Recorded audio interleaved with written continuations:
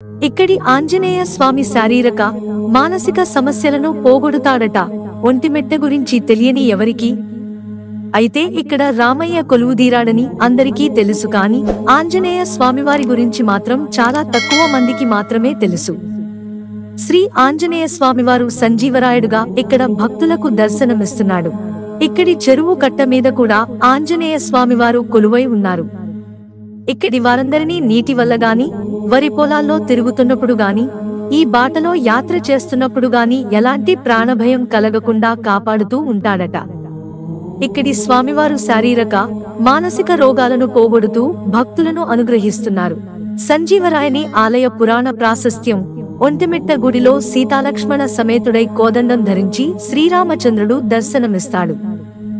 వాస్తవానికి ఈ ఆలయంలో ఆంజనేయ స్వామి ఉండడు.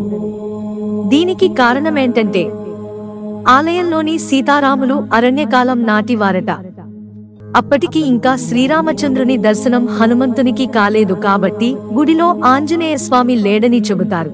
రామాలయం అంటే భూమికి దిగిన వైకుంఠమని, రాముని బంటును కావున ఎదురుగా ఉండి సేవ చేసుకుంటానని ఆంజనేయ స్వామి చెప్పినట్టు పురాణాల ద్వారా తెలుస్తోంది. అందుకే ఒంటిమిట్ట గుడికి ఎదురుగా సంజీవరాయుడుగా కొలువుదీరి ఉన్నాడు. మిత్రులారా, ఛానల్ సబ్స్క్రైబ్ చేసుకోవడం మర్చిపోకండి.